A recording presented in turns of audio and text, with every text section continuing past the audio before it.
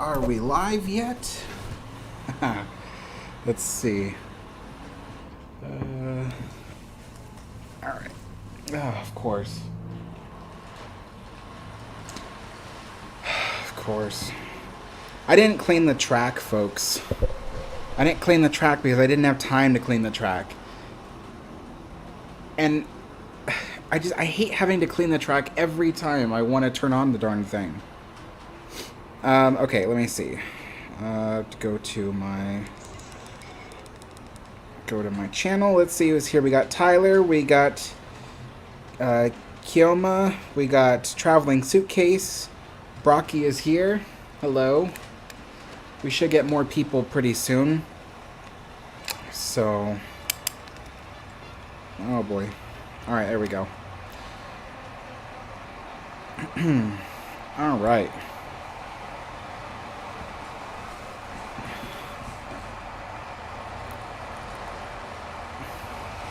Hey, Ocean Liners. Hey, Fun Edits. Okay. See you when you're ready. Alright, so...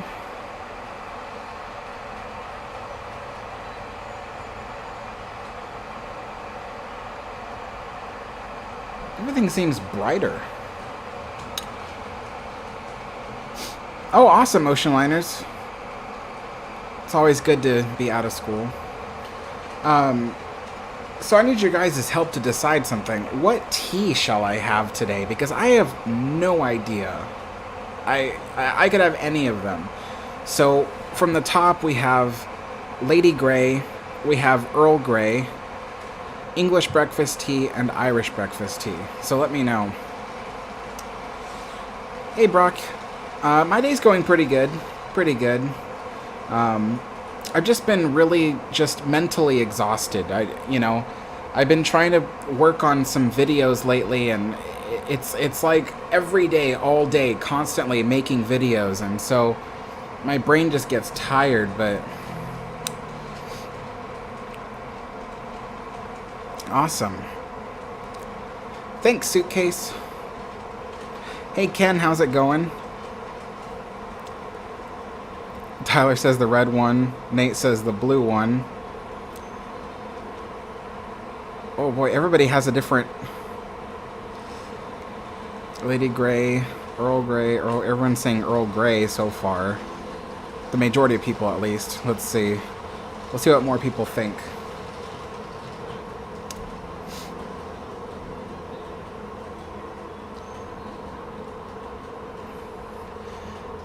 Oh gosh, so so today's been a pretty ordinary day so far. I've been looking forward to this tea time, that's for sure.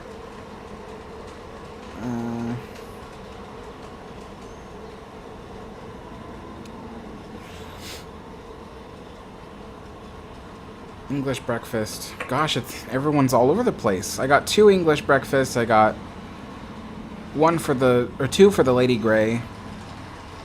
3 for the Earl Grey.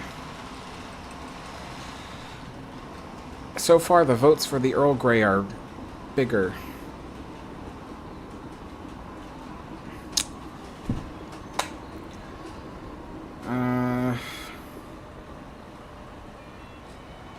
Gosh, I just don't know.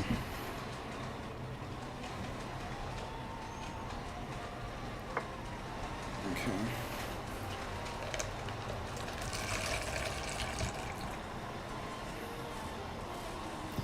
So I'm trying something new today. I'm trying no towel as a tablecloth. Now, the reason why I put a towel down is because, first and foremost, I can be pretty clumsy. I can drop stuff, and I'm afraid I'm going to drop any one of these pieces of china and smash them, and so or at least chip them, and so having some kind of like fluffy towel there to cushion, the landing definitely helps. I don't think I've ever dropped any of these items, so that's why, someone recently suggested, they're like, why don't you just not use the towel? So I'm like, well, it's not such a bad idea. But the other reason why I use the towel is because it provides an insulator between the cold granite and the hot teapot. I'm afraid that the tea will get cold faster if it's directly, you know, touching the granite countertop.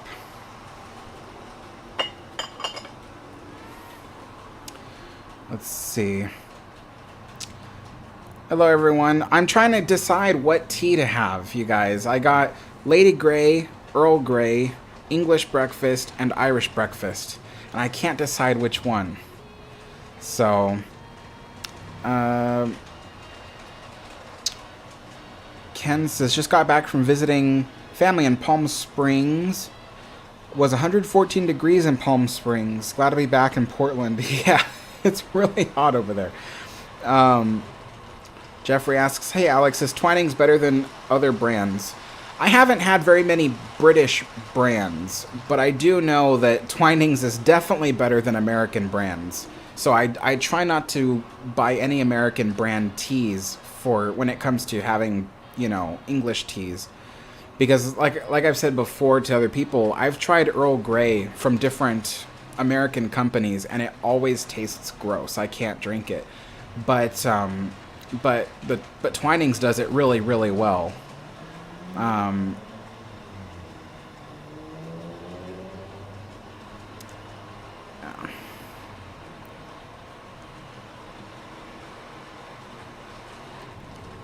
Well, you know, Tyler, there's not really much I can do about that. I am sorry to hear about that. Perhaps being on the tea time stream isn't the best thing for you right now. You're going through a lot. All I can do is try to keep people's mind off of stuff like that. That's why I do these things. So, let's see. Hey Conrad, how's it going? 2-hour drive from Indio. Wow. Okay, so looks like we've got equal votes for all four. So I will make an executive decision and say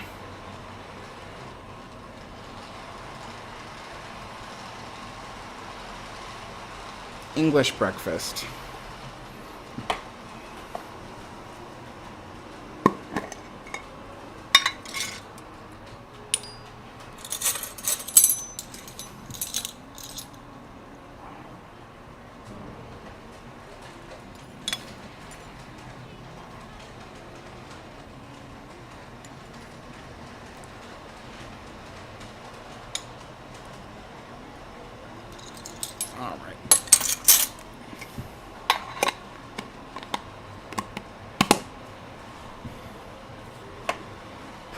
There. Move all of that.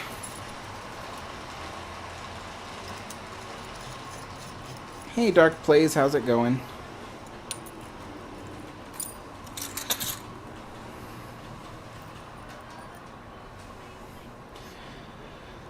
Okay.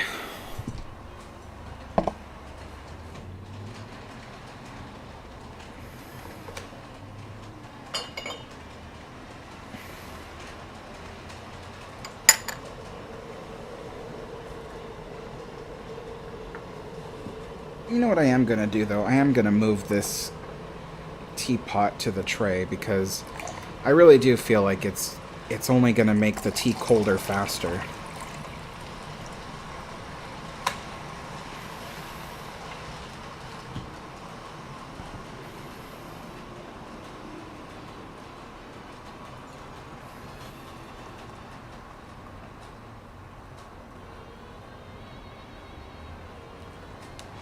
Alright, now,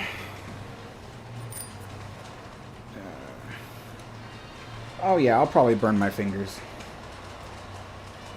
Happens every stream.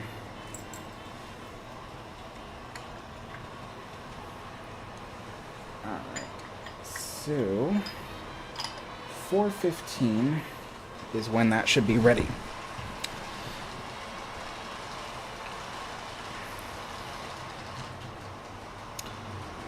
Ocean Liner says, why did the French line add another funnel to the Ile-de-France?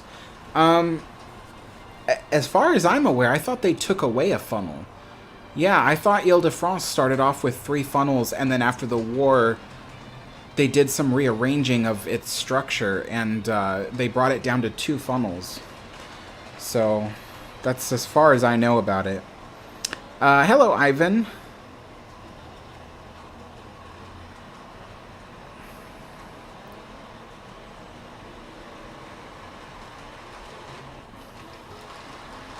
Alrighty. So, oh, let me move this out of the way. The train is acting erratically because every once in a while it's losing electrical contact, so the train slows down, and then it gets to an area that's a bit cleaner, and then it speeds up. So weird. Alright, so... yeah, so these are my granite countertops. You get to see them finally. But like I said, I usually put a towel down so I don't chip any of the china. So let's hope I don't damage anything today. We'll see how it goes.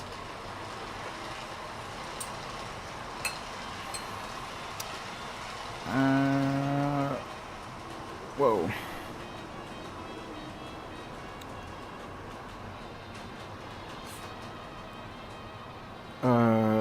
Ivan asks, what was the first ship you liked that broke you out of the Olympic class bubble? Queen Mary. Yeah. Queen Mary was the one that broke me out of the Olympic class bubble.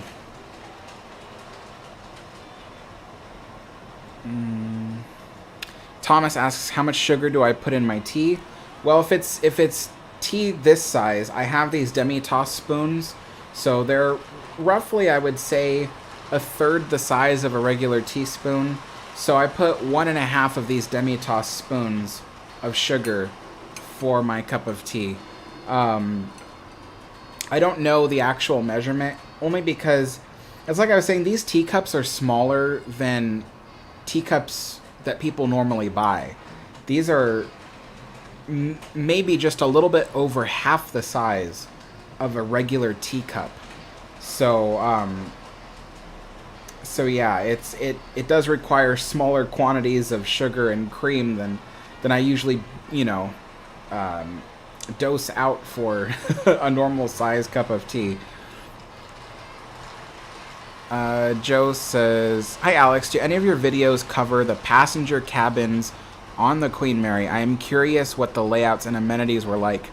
Eventually I'll make some videos on that, but at the moment I don't have a ton of access to the information of like what each cabin looked like. I don't even have that many photographs of the cabins, to be honest. I only have like maybe 6 or 8 photographs of various first class cabins, and then I have maybe 1 or 2 of various second and third class cabins. So but I do eventually, when I have those photographs, when I have access to more information, I'll eventually have some videos about that.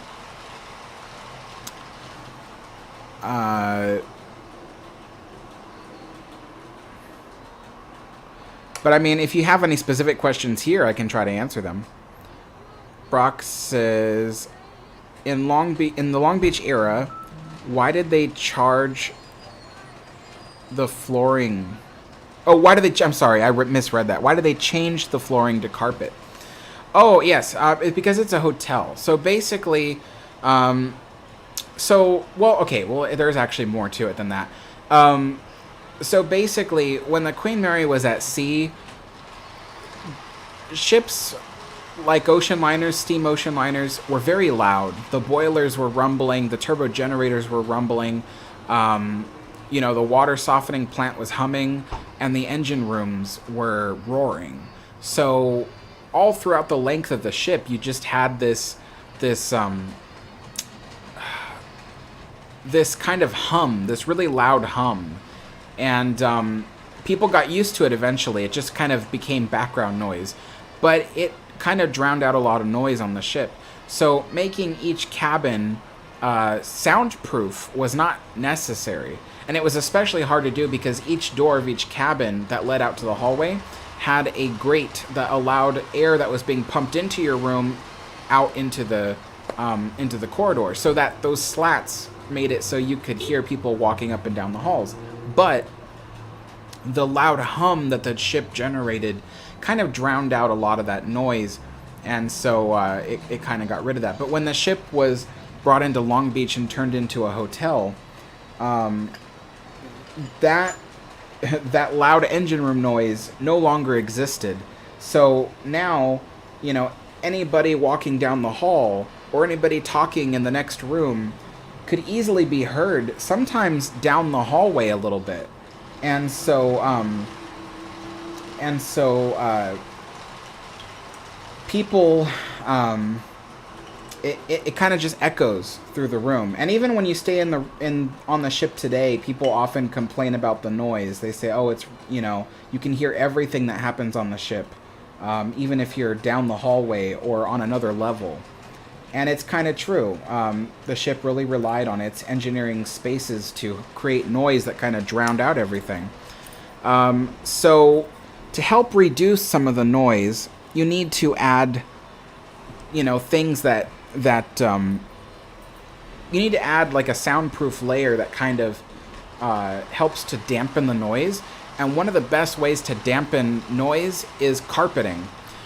But not just because it kind of absorbs the sound waves created by whatever noise, but also because if you're walking down a hallway and your feet are tapping on the hard floor, you can actually dampen that with carpeting, and it doesn't make as much noise, especially going up and down the various staircases of the ship. So by adding carpeting all over the ship, they were able to kind of make the ship a bit quieter when it comes to at least walking and talking. But nevertheless, there is still a significant amount you can hear on the ship for that. So that's why the ship today has a lot of carpeting. Yeah. Let me just pour myself some tea.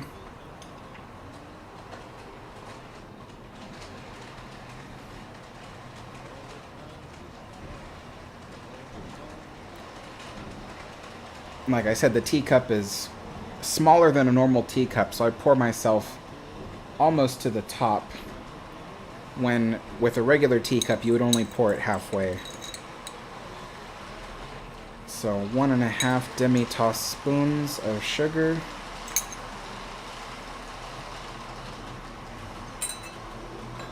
Give that a stir.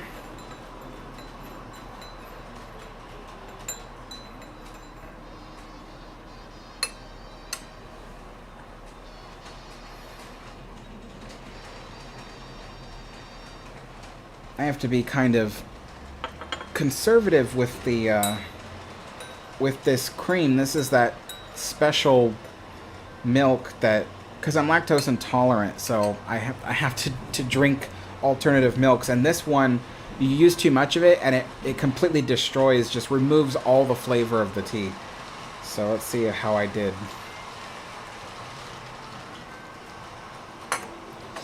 That was still scalding hot when I put that in my mouth. We'll be lucky if I can taste anything for the rest of the day. That was still scalding hot. Wow. Whew. Okay, so let's try to get back to the questions.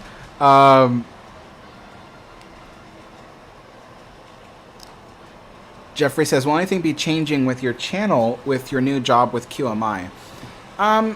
Only one thing will change, and that is the Queen Mary updates. So the updates that I do every month, talking about the Queen Mary's repairs and all that, that will be moved to the QMI YouTube channel. There's currently nothing on the QMI YouTube channel. It's never really been used.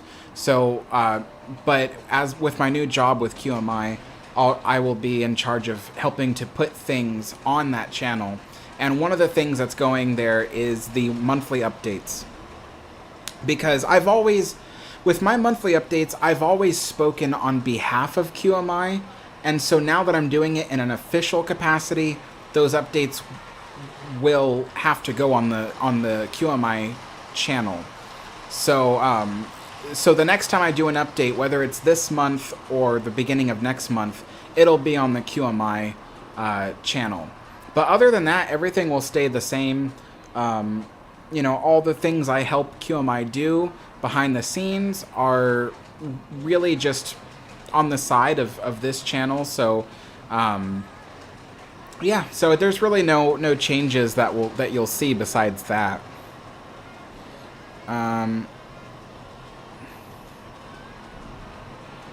Ocean liners. Your question was, did the RMS Empress of Britain sink? I don't know. I don't think I've heard of that ship before.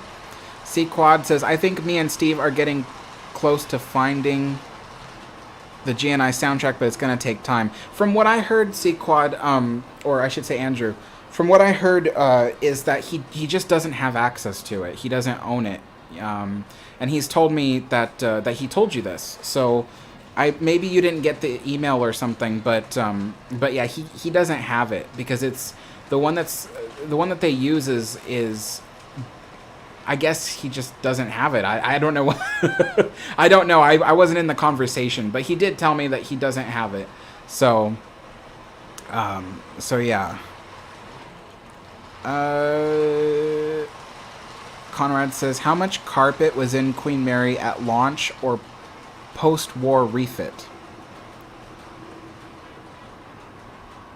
Sorry, my brain just completely stopped when I was reading that. How much carpet was in Queen Mary at the launch or post-war refit? Not much. There weren't... Off the top of my head, I don't believe there were any rooms on the ship that were fully carpeted, like 100%. What the ship did have was these area rugs. So they would put down area rugs in certain places on the ship. Lounges and things had area rugs, and the rugs could easily be removed and taken out for cleaning and put back again, you know, when the ship would sail again. So as far as my understanding is, there were no fully carpeted rooms. It was just rooms that had area rugs. And from my understanding, there was a lot of it. I mean, a lot. It was so much that when the ship came to Long Beach and they removed all the area rugs, they put them in the cargo holds for storage, and it filled a whole room. There was so many of them, it filled a whole room. And then over time, they've sold off those carpets. Area rugs. They've sold off those area rugs over the course of decades. But they still have a big pile of them left in the cargo holds. But yeah, there were lots of them.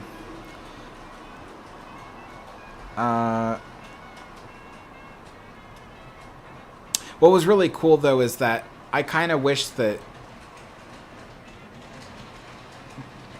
one day I would like to see one of the original 1936 area rugs on the ship, because those were all like Art Deco area rugs and put in patterns that you don't usually see today anymore. I've heard of RMS Atlantic, SS Arctic, not really.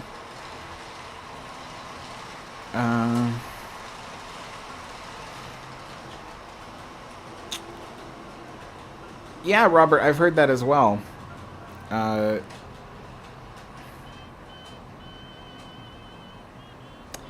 Dark Plays. I would say between the two, I would choose Olympic, because Olympic has a more interesting history, just like you were saying. Chicken Sandwich says, thoughts on Queen Mary 2? Beautiful ship, you know, a wonderful modern-day ocean liner. So, yeah, I'd like to sail aboard the Queen Mary 2 someday, but we'll see. That takes a lot of money.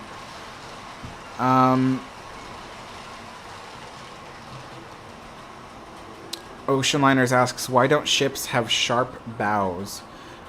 Because they have like a different method of sailing these days.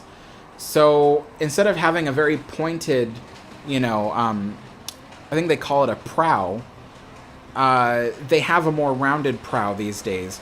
And it has to do with how the ship gets struck by waves.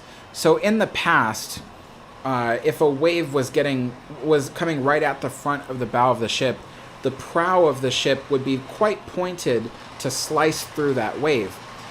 Now, on today's modern ocean liners or ocean liner and other cruise ships, they still have a sharp bow right where the bow meets the bulbous bow, because that's where the water line is. But if a large wave were to come and hit the bow, they deflect it. So the ship is designed to deflect it, but it's also designed to kind of create lift, a slight lift or buoyancy that helps them to slightly rise up over the crest of the wave, but not very far, because the bulbous bow also helps create drag. So it's kind of complicated. I'm not an engineer, so explaining it is, I'm really bad at explaining it, but that's the best I can do, is that it's designed so that way they kind of float over the crest of the wave, if possible, creates a little bit of buoyancy, but not too much that the ship is constantly bouncing up and down waves. Let's see.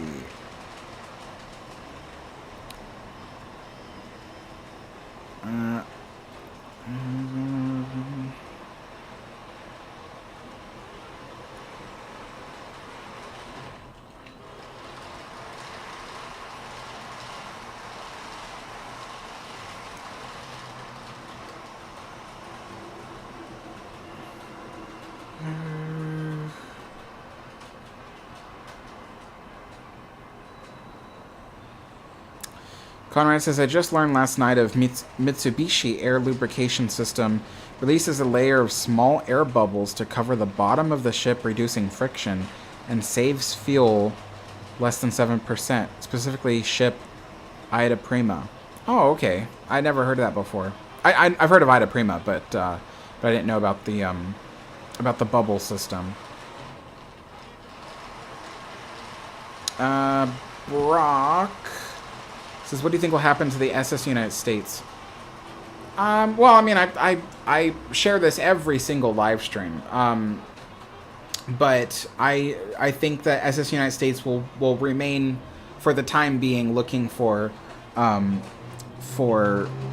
funding and stuff in the future. I don't see anything happening in the next year or two. So it's hard to predict the future, but all I know is that it doesn't look like for the next year or so that anything different will happen, but we'll see. Okay, time for some of these cucumber sandwiches. Once again, I didn't have time to chill them, so they're kind of melting, but hopefully, you know, they're still good. The key to tea sandwiches is you always have to chill them before you have tea, or else they'll just slide apart.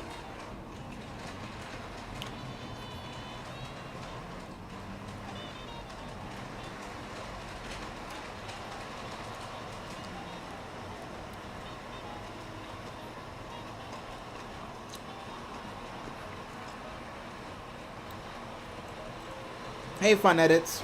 Good to see you again.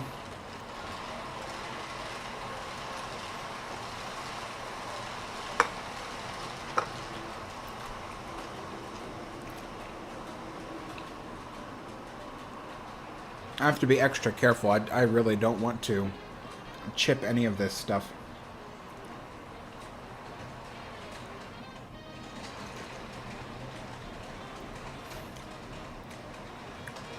Yeah, see, I didn't put much of this, it's called Next Milk, and I talked about it a couple days ago. It's basically, it's a combination of oat milk, soy milk, and coconut milk. It's supposed to taste just like milk, which it kind of does, but it has this effect where when you pour it in anything, it removes all the flavor of whatever it is you poured it into. So when you pour it into the tea, it removes all the flavor of the tea. All you taste, like right now, even with the little bit that I put in here, this tastes like hot milk. It doesn't taste like tea. So the flavor is just gone. But I don't have any other milk at the moment. I usually use just plain oat milk, because what I love about oat milk is it doesn't remove the flavor of the tea. You can still taste it. But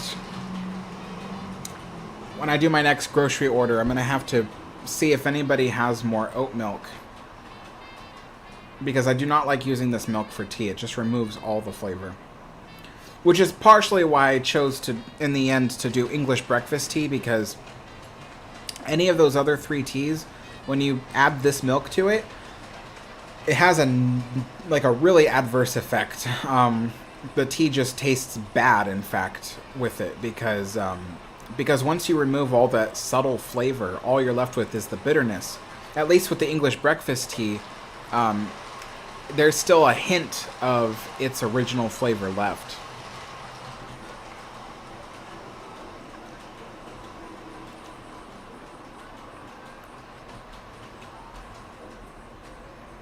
Sequad. Yeah, I heard that too.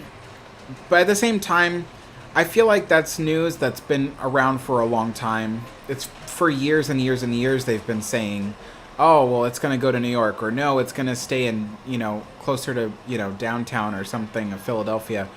But I don't know. It feels like the same news, you know what I mean? Like, it doesn't feel like that's new. So that's why I don't think anything's going to happen to the ship within the next year at all, because it just sounds like the same news. So, but who knows? Maybe someone will come in and help restore the ship or something, and maybe it'll be moved somewhere. I'm not really sure.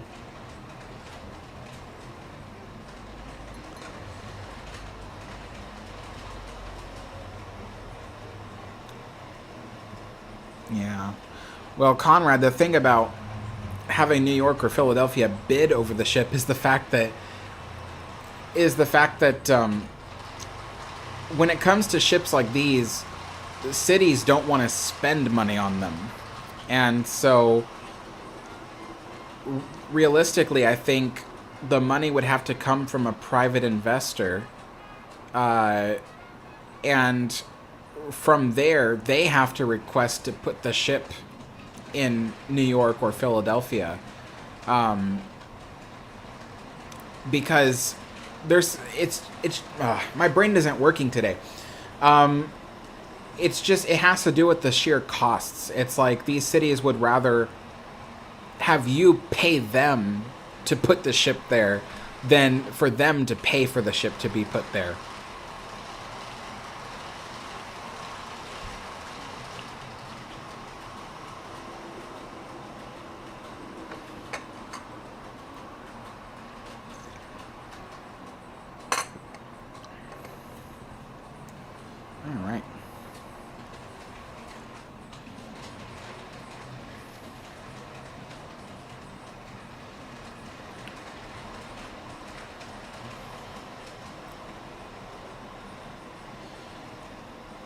Oh, thanks, Fun Edits. Yeah, this is a traditional English cucumber tea sandwich. Although I used a recipe that's a bit more flavorful than most recipes. This one includes a little bit of garlic powder and salt. Most recipes will just be like, oh, just spread cream cheese on the thing and call it done. And it's like, that doesn't sound very exciting.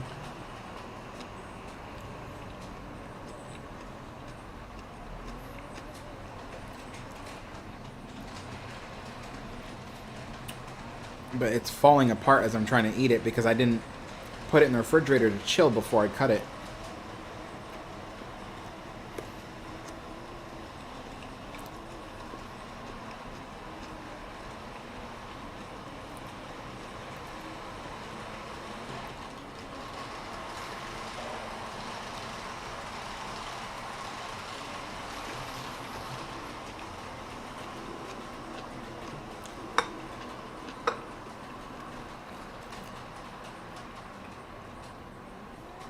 Oh, Captain Lucas. To the brig with you. I don't mind if you're late.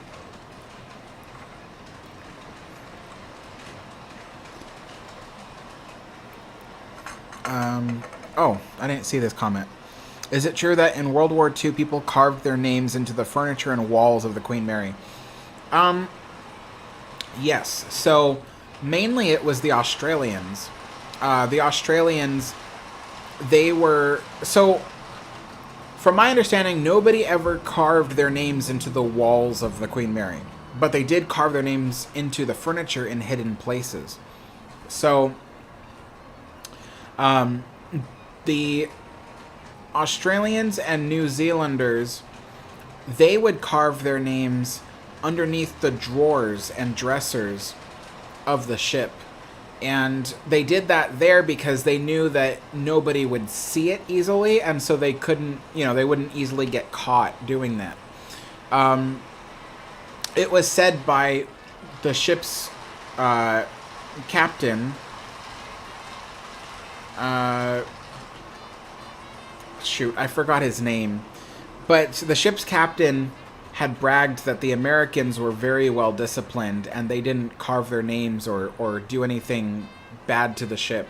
There is a rumor that the reason why the main hull on the Queen Mary's promenade deck was given pigskin hide coverings was because it was so badly damaged by people who were carving their names, but that's not true. That was not damaged from people carving their names. As far as my understanding is, nobody ever carved their names into the walls of the ship because the captain was very protective of the ship, and he also informed everybody, of the importance of the Queen Mary's rare artifacts and walls. So, to my understanding, nobody carved their names on the walls of the ship. But the reason why they put the pigskin hide coverings in the main hull was simply because they were trying to do two things. One, reduce the noise echo. And two, to kind of lighten up the interior, make it look brighter, because all that chestnut wood paneling made it kind of dark. And in the 1940s, everybody's tastes were changing in architecture and style, so they kind of brightened up that interior with that lighter colored pigskin hide. But yeah, and then there was a point where that captain I was talking about, the one I can't remember his name at the moment,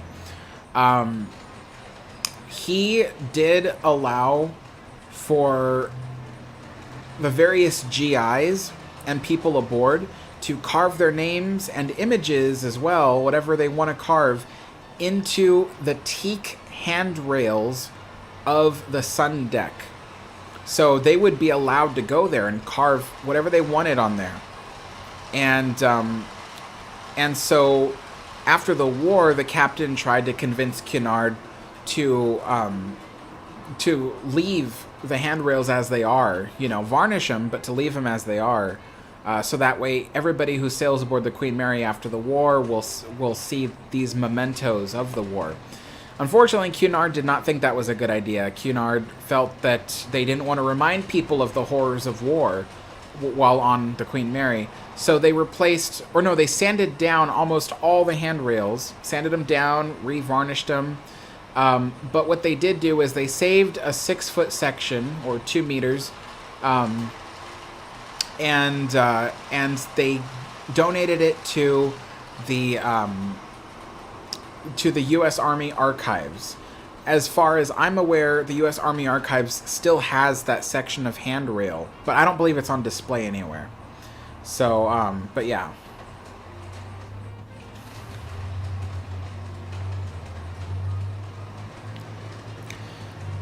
Mary asks if I marinate the cucumber slices. No, I don't. This is more a traditional English recipe. So what you do is you just slice them up and put them over the spread. The spread is what gives the thing its flavor. So the spread is a combination of 2 parts cream cheese to 1 part mayonnaise, and then you put in a few pinches of garlic powder and a pinch of salt. And then you mix that together till it's... you mix that together with chopped dill to make sure that it's really well seasoned. And then you spread that over the bread. You lay the slices of cucumber. And then you chill the sandwich for about at least 30 minutes, if not an hour. And then you can cut it up, and it should be easier to cut up after that. So, yeah.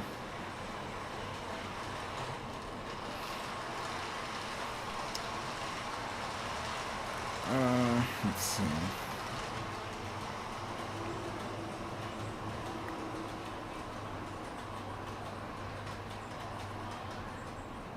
Haley says, what do you hate the most about the 1970s?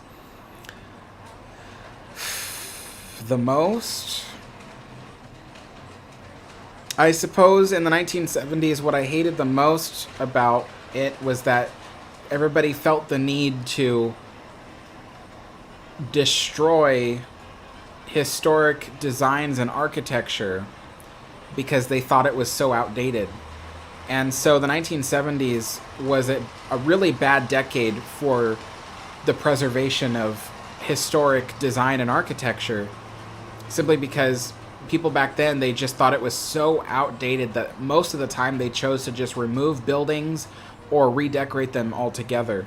So we saw a lot of destruction in the 1970s to beautiful interiors. The Queen Mary is one of those examples.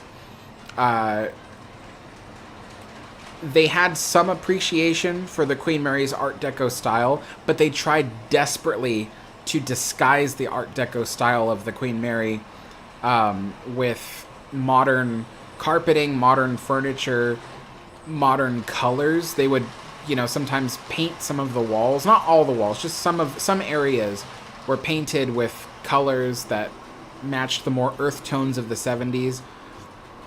So they tried desperately to make the Queen Mary look like a modern, 70s, hotel. And so that's part of the reason why there was so much destruction.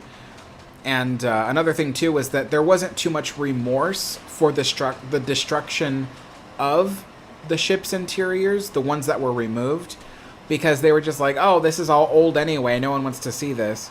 So they got rid of a lot of the historic interiors, and they didn't feel as bad about it because they thought it was so outdated nobody would like it. But 50 years later, we're looking back on it and we're like, man, we wish those interiors were still there. So that's one of the things I don't like about the 1970s, is that we just see so much destruction of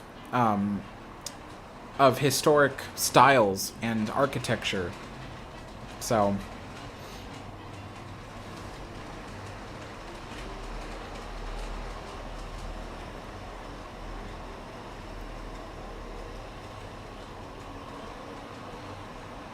oh, yeah, Tyler, I remember you telling me about that in the last stream.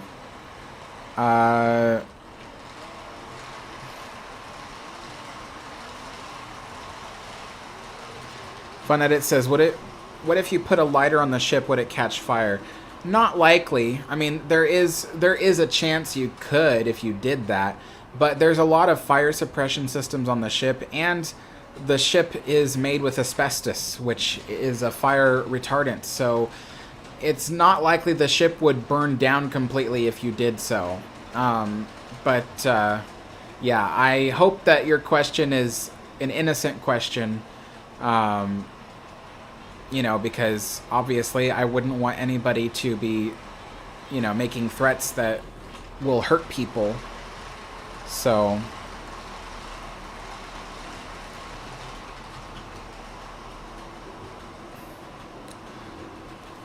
oh yeah, Robert, I've heard of the Homer Simpson. I'll find it easily because I've seen it on pictures so much I almost know exactly where to look.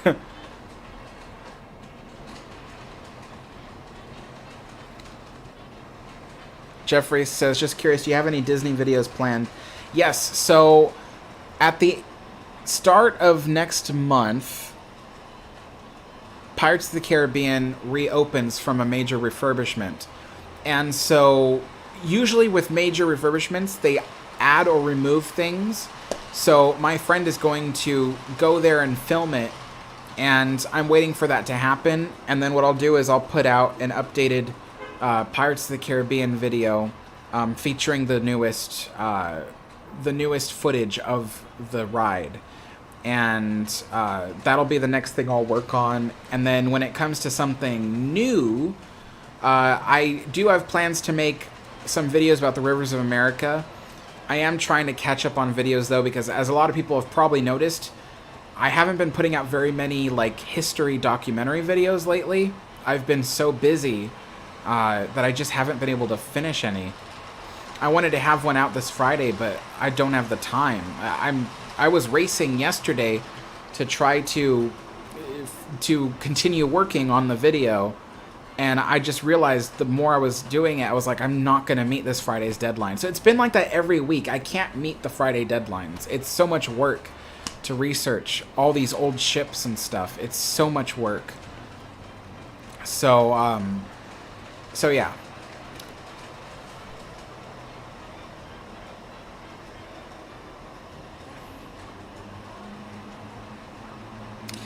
Brock, yes, I did know about the covers. Not all of the portholes have covers, just some rooms, some areas. But yeah, and some of them are wood, some of them are glass. Roger asks, have you had a chance to sleep on the Queen Mary? No, I haven't, unfortunately. Mary says, thank you for your cucumber tea sandwich recipe. What is your opinion of the new Cunard ship, Queen Victoria? Isn't it Queen Anne? Isn't the new one Queen Anne? Queen Victoria was the first one they built, isn't it? I think you mean Queen Anne. The Queen Anne, it's not really my cup of tea. It's too modern for my taste. I really like the older styles. I like the Art Deco styles. I love wood-paneled interiors and things like that. So the Queen Anne is not really, you know, my kind of style.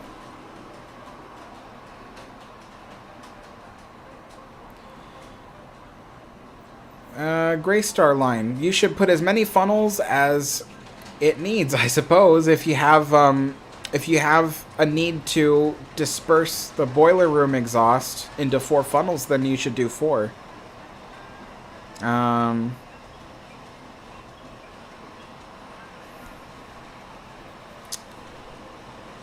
Jesse says, how could Queen Mary not sink when he bombed Queen Mary? He didn't bomb the Queen Mary. That's why the Queen Mary didn't sink. He never... The amazing thing about the Queen Mary and Queen Elizabeth is that despite Hitler's bounty on both ships, no one even got close to even trying to torpedo them. There was only one instance on Queen Mary where some people might have thought that a torpedo was coming at the ship, but it never hit the ship. So that's the amazing miracle of the Queen Mary and Queen Elizabeth, is that in the 6 years that they were avoiding submarines, they never once encountered one, which was just amazing.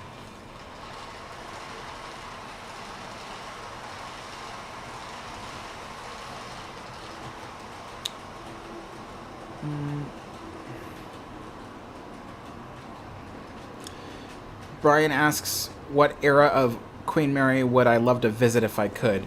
The 1930s. So I'd say more specifically, any time between 1936 and 1938.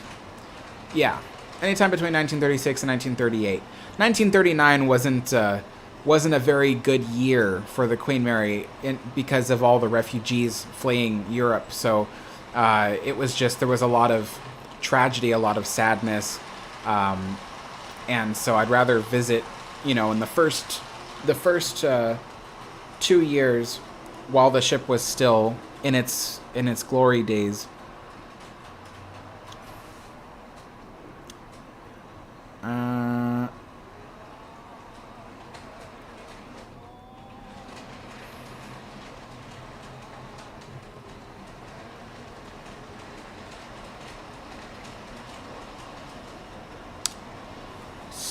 Strasburg says, hey Alex, when I went to the Strasburg Railroad today, I got a piece of coal that fell out of locomotive 475. Also, when Queen Mary opens back up after its repairment, are you going to go back? I'm going to try. It will cost a lot of money to get lodging and everything over there in Long Beach and stuff like that, but I do have a lot of family that's wanted to see me. It's been 2 years since I've seen my family. And then, of course, Queen Mary, I want to see it open again. I've got a lot of filming that I want to do aboard the ship so I can keep making more videos for you guys. Because at the moment, I'm very limited as to what specific videos I can make for you guys, simply because I don't have enough of my own footage of all the various things I want to show you. So I do need to go back to film the Queen Mary. And I do want to, when the ship reopens, I have a friend that might be willing to drive down there, and I can hitch a ride with him. It's a 16-hour drive, so it's a long drive. Yeah, so I'm gonna try. I'm really, really, really, really gonna try.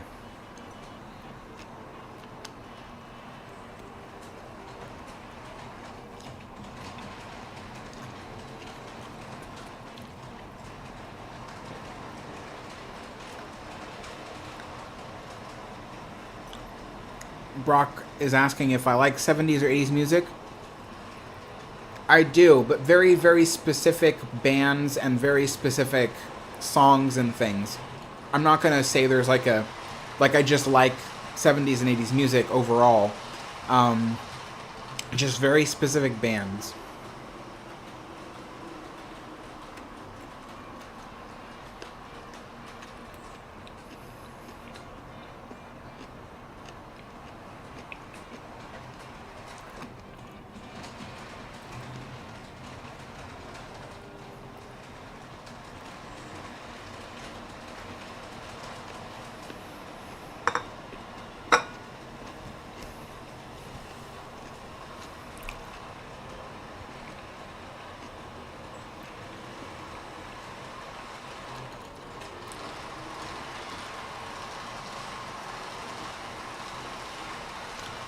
So, Fun Edits, you were put on timeout because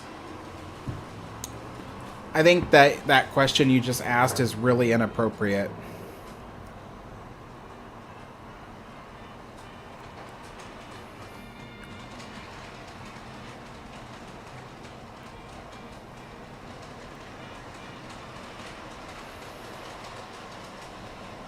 Haley, I didn't know that, actually.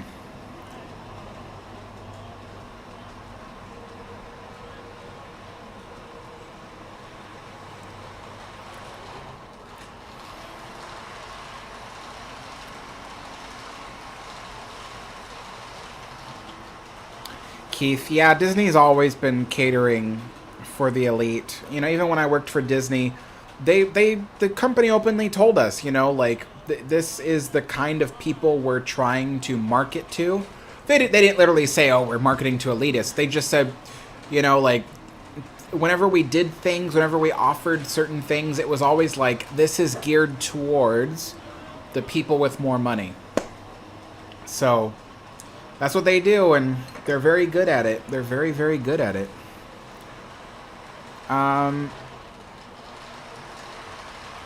Jesse says, what ship would you go on? What ship would I go on? The Queen Mary, I suppose, is my answer.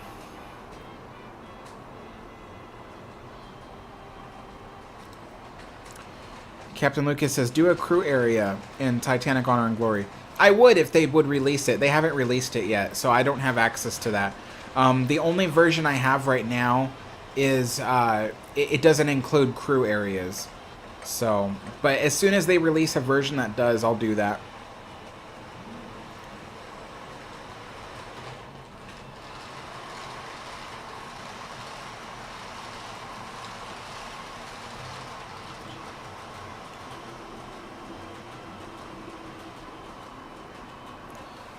Gray Starline asks, Alex, if you were given a choice... This is actually a good question. I like questions that make me think. If you were given a choice between owning the Queen Mary or have the Queen Mary be as in good condition as when she sailed for the first time, which one would you choose? So if I did... Okay, let me rephrase that in my head so I understand it correctly. So if I had to choose between me owning the Queen Mary versus the Queen Mary being in good condition and still sailing, what would I choose? I would choose me owning the Queen Mary. And the reason why is because even if she were still sailing in good condition, it's not a business model that would last very long. Because while she would attract ocean liner fans, she would not attract the modern day tourists. She doesn't offer enough things and have enough. See, I don't even know how to say it. She doesn't offer enough things for the modern tourist to want. So most people would leave that trip unhappy. They would say, oh, it's great that she's old, but this is not what I wanted. This is not what I expected. And so it's not a good business model. However, keeping her as a historic hotel is.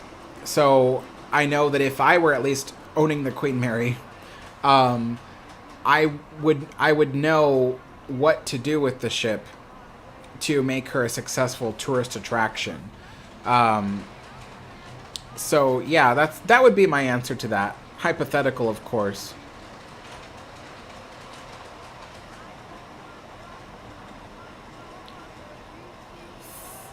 Fuzzy says, any plans to hit up the parks sometime? Nope, I live 1,000 miles away, so there's no way I'm able to go back. And even when I go to visit the Queen Mary, I won't have the money to visit Disneyland. It's too expensive. So there's no plans to visit Disneyland. Or any theme parks. I'm not a theme park person. I'm only a Disneyland person at best. And even then, Disneyland doesn't have what I want anymore. They don't offer the things that I want from a Disneyland experience. So because of that, it was funny because before I had to move away from California, while I still had a while I still had a Disneyland annual pass, I remember when I renewed my annual pass and I thought, do I really, really want to do this? Because the park was not what I wanted anymore. There was nothing there that was for me. I was spending, every time I went there, which was once a week, I was spending that time doing like two things. I rode the Disneyland Railroad, and then maybe I rode the Mark Twain or Haunted Mansion or something. Usually just 2 rides in one day, and then I had like lunch or something. So I was realizing, I'm like, I'm not getting everything I want out of this, and I'm spending all this money on an annual pass. I just thought, like, the park isn't what it used to be anymore. It's not what I enjoy anymore. So I had to really think about, like, last time I renewed my pass. I ended up renewing my pass only for the park to close. So thankfully I got my money back, but yeah, it was yeah. So even now today, there's nothing Disneyland offers that I want. So I don't see myself really going back unless there was some kind of thing where my friends were all going, they offered to take me or something, maybe. But that's a lot of money to spend on something I don't really want anymore.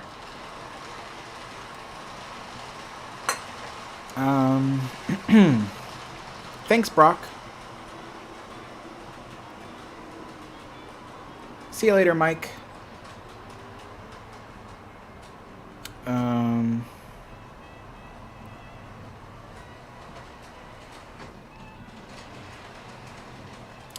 Robert, I don't know what you mean toe-to-toe with the Olympic. I don't know what that specifically means.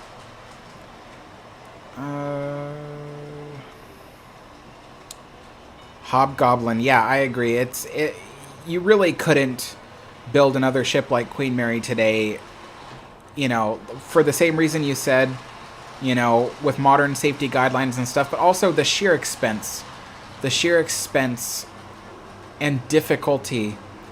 When you think about it, the Queen Mary is very, very custom built. She's got sheer to deck design, so a lot of her doors are slanted. Everything had to be made on the spot in order to install onto the ship. There aren't too many ways to prefabricate the Queen Mary if you were to make a whole new one today. So that's one of the things that would make her so expensive to rebuild, is that you couldn't necessarily prefabricate the entire ship the way you would a modern cruise ship. And then every first class cabin looking slightly different from another means that you couldn't mass produce all the rooms. You'd have to like individually design each room, which is just another thing that makes the Queen Mary so amazing.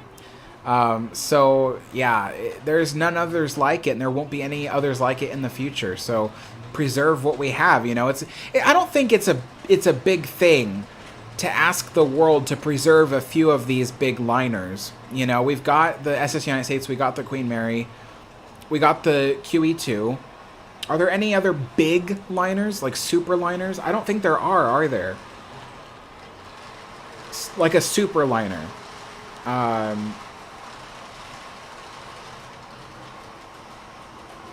Rotterdam, maybe, but I don't think it's a super liner. I think it's just an ordinary liner. But yeah, there's only a handful in this world, so you don't want to lose any more. I don't think it's a big deal to ask to try to preserve, the last few remaining, super liners in the world, to try to keep them a little bit longer. I mean, I know nothing lasts forever, but it doesn't have to be destroyed in under 100 years. Ships like that, if with good maintenance, can last a couple 100 years. But even then, it'd be cool if they only lasted just 50 more. So,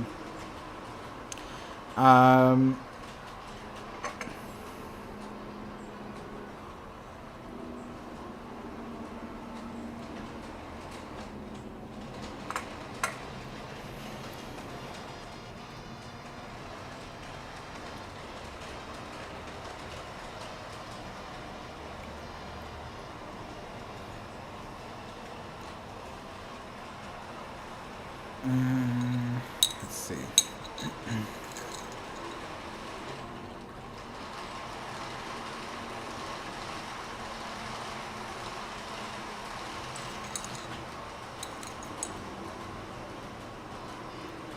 I'm going to put a little bit more sugar in this one, because that last one did not taste like there was any sugar in it, which makes me think it's that milk again. That milk is dulling the flavor of the tea and the sugar.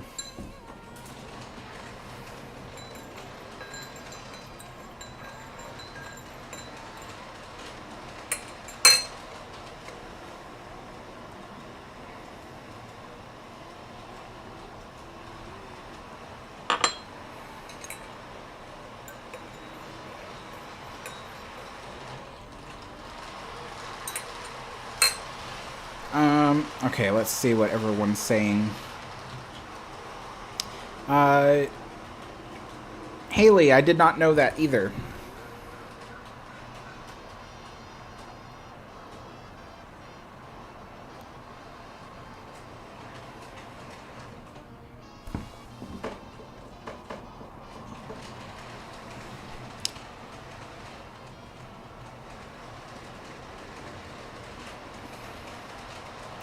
Robert says, when I say toe-to-toe, I mean like how they would compete or work with each other, because I guess it would be during the White Star and Cunard era. How they would compete and work with each other. Well, so let's see. Olympic was scrapped, or finished scrapping in 35. Queen Mary was out the next year. If Olympic had lasted longer, I think Queen Mary would have just beat out Olympic for popularity. And I'm not saying that because I'm biased against Queen Mary. I mean, I technically am biased against, because I love Queen Mary. But in realistically speaking, Queen Mary would be more popular than Olympic if Olympic had survived a few more years. And the reason why is because Queen Mary was new. When you think about it, the average person today would rather go on a brand new cruise ship than to ride a cruise ship that was built in the 1990s, right? Because most average people like the newest, latest thing. And so the Queen Mary was a lot like that. people who were, who were taking ocean liners across the sea, they wanted to ride on the newest, fanciest, most beautiful ocean liner that existed. And even though Olympic was a favorite amongst people, the problem with ocean liners is that they were a dime a dozen. There was always a newer, faster, more luxurious liner coming out at the time. And so yeah, I don't think Olympic could have competed against Queen Mary's popularity. I think Queen Mary would have quickly made Olympic look obsolete. And, Cunard knew that. They didn't want to see Olympic completely fail, at the foot, of Queen Mary. They didn't want their great ships to compete with each other. And so that's another reason why they also retired Mauretania. I mean, Mauretania was also a really old ship as well, but the shipbuilding companies, they often did this because they understood the gravity. They understood how loved certain ships were. And so when they introduced a bigger, better, more luxurious ship, they didn't want the previous ship to be outshined by it in the same life. So that's why they would retire other ships beforehand. Queen Mary, Queen Elizabeth were retired before the QE2 came out because they knew the QE2 would be well loved. And you don't ever want to see a former, well loved ship get outshined by a new one. It doesn't make for a, it doesn't make for a going out with a big bang, you know what I mean? So yeah, that's why.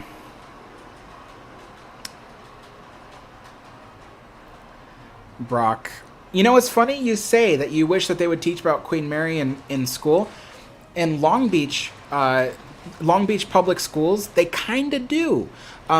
So because it's a local attraction, there have been times in the past where they offer like a quick lesson about the engineering of the Queen Mary, the design of the Queen Mary, and the history of the Queen Mary. And then it would end with a field trip to the Queen Mary. So in Long Beach, they do that on occasion.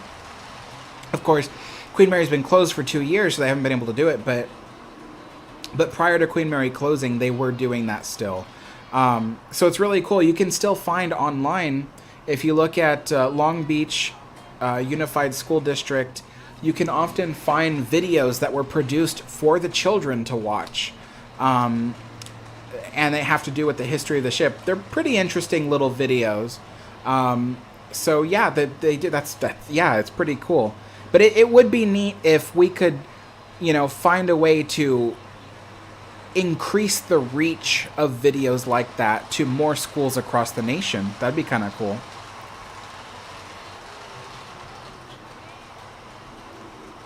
Arrow Wenser says, hello, Alex from Costa Rica. Hello.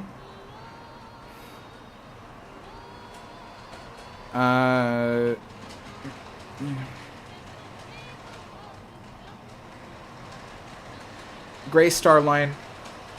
I don't know about that. I know that they want to, but I don't think it's happening right now. I don't think they even have any plans for it to happen, but I know that they want to. So, unless something happened in the last couple of days where all of a sudden they found somebody who finally gave them money. But as far as I know, they want to restore the ship and they want to put her back in service. But want is different than is because they don't have that money.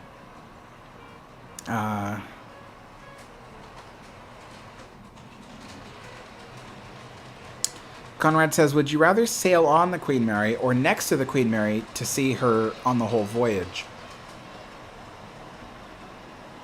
It'd be cool to see the Queen Mary from afar, but I think ultimately I'd want to sail on the Queen Mary. That's the most magic, in my opinion.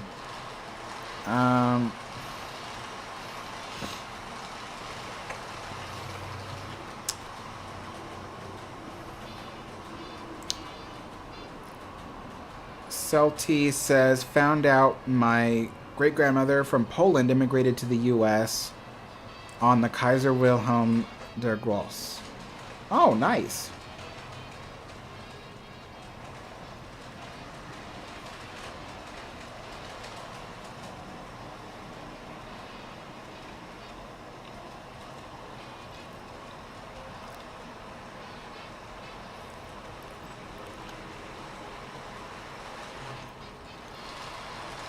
See you later, Haley.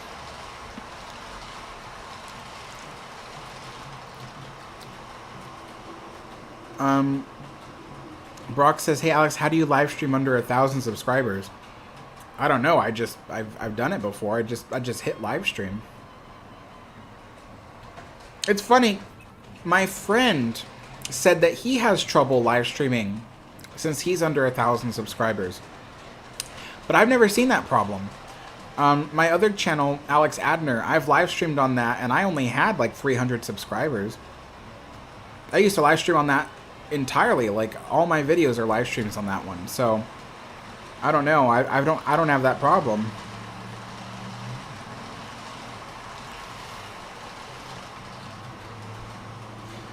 Hey, Mike. I gotta catch up on these pastries. I've been kind of neglecting them.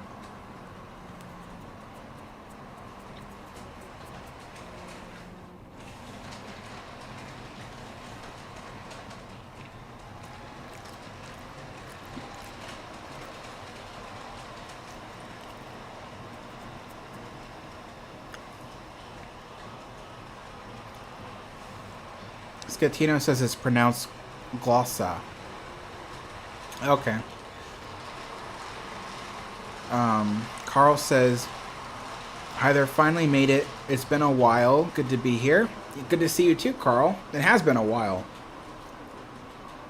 So, you guys who are watching, do you guys have any, like, questions about how ocean liners work that I can make into a video? Please don't suggest ships. I have plenty of ships in line for making videos about, okay?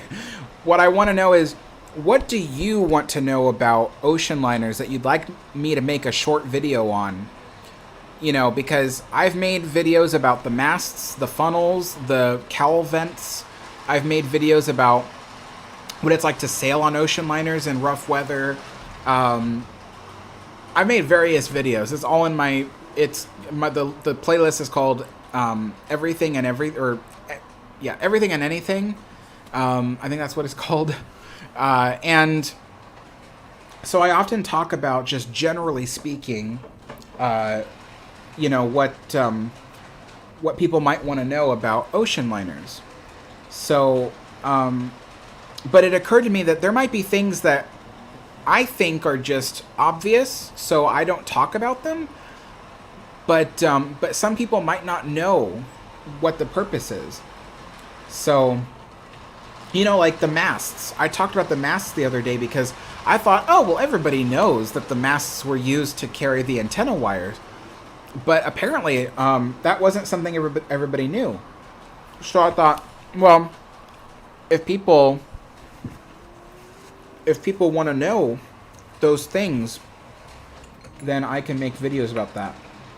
Sorry, like the biscuit just fell into the tea.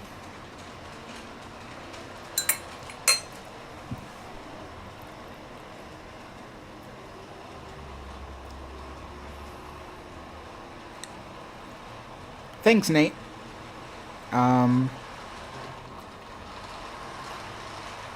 Let's Build says a video about how steam engines work.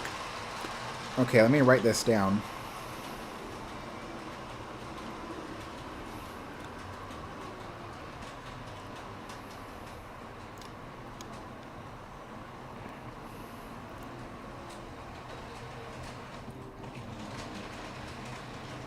I could probably make a video about ocean liner steam engines and locomotive steam engine. Well, make two separate videos, I mean.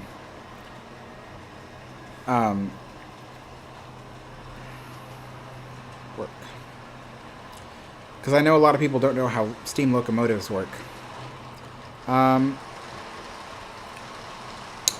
The Cunard says how the Queen Mary's telephone at sea worked. Ah, that's another good one. Okay.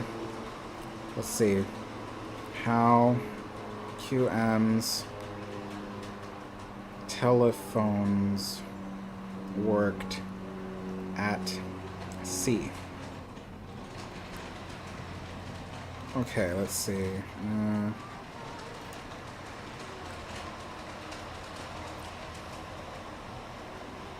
Tyler says, why do ships' propellers pull ships rather than push?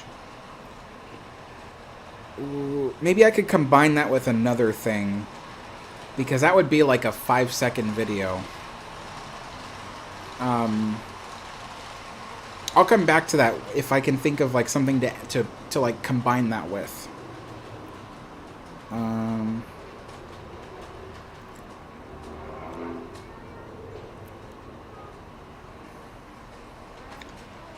Carl, if QM2 ever got a hull repaint, yeah, she did in 2016, but I think she gets a hull repaint every couple of years, to be honest. They have to, because the ship will rust in a matter of days. So usually the ship will come back into port rusty. So with these ships, they have to touch up the paint after every voyage. So they always show up into port rusty. But yeah, and then every couple of years, they will do a complete, from stem to stern repaint. I believe that the last one was in 2016, maybe even sooner, maybe 2018.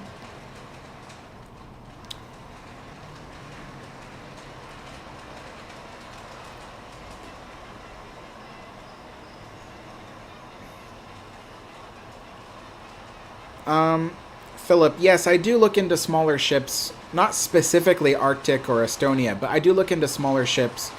I have like a backlog of ships that I have to make videos on for like a whole year's worth of videos. So at the moment, I have a huge list. And I think the first smaller ship that I will have a video on is the Johan van Oldenbarnevelt, because I still need to make that video. That's the next one in the works after my Oceanic video.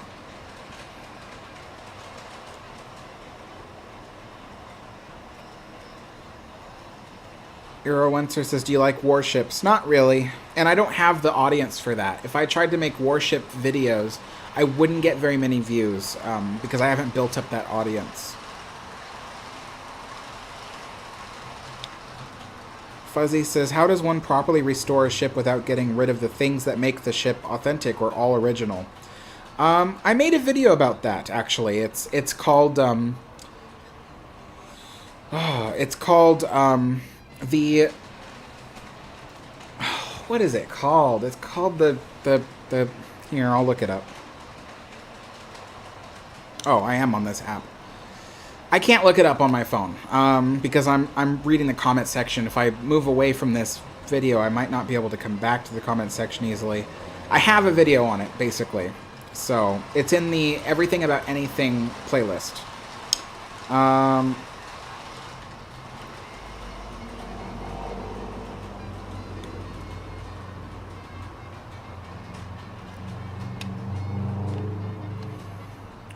Cunard says, are the kitchens working 24 hours per day? Is the next meal started before the cleanup is finished? Does cooking crews fluctuate and peak during meal service, or is it constant workload? Ship kitchens.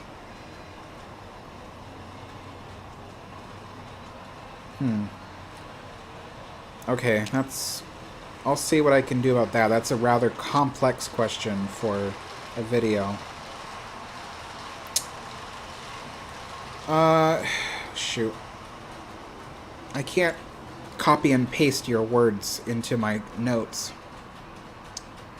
Alright, I'll just screenshot.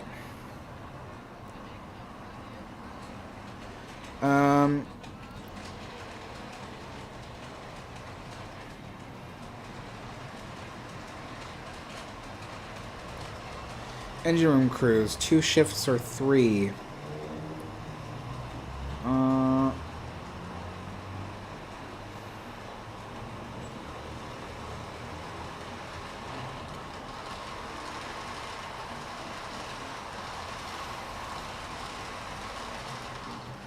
Boy, some of these are really hard questions.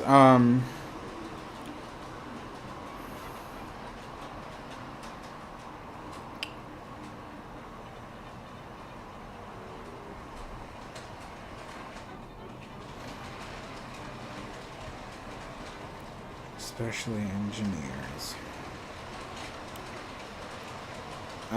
Okay.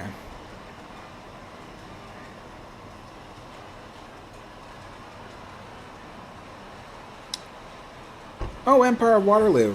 Well, at least you found something that works. Yeah, that is not something I could do.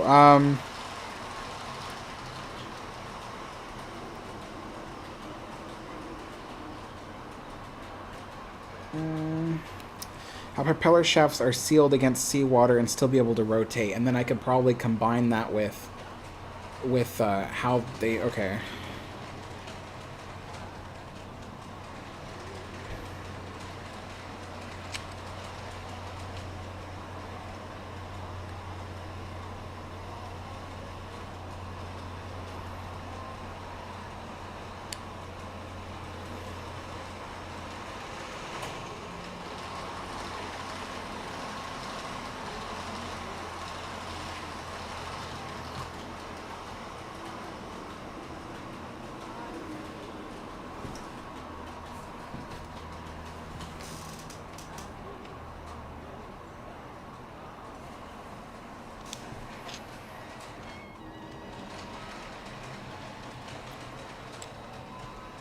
Okay. So I combine that with Tyler's suggestion.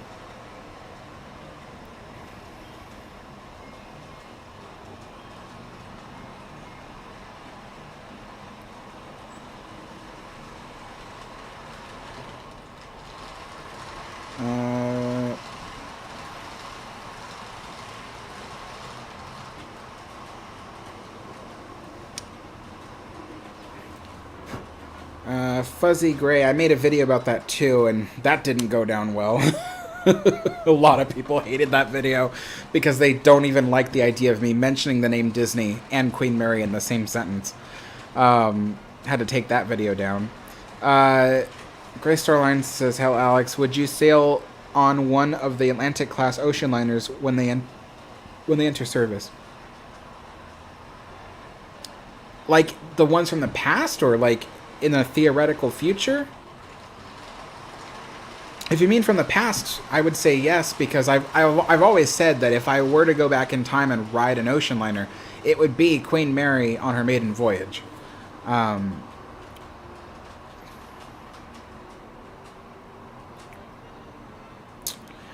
Carl says, in Titanic Honor and Glory, are you able to go in the back of the stern where the portholes go around, where it says Liverpool?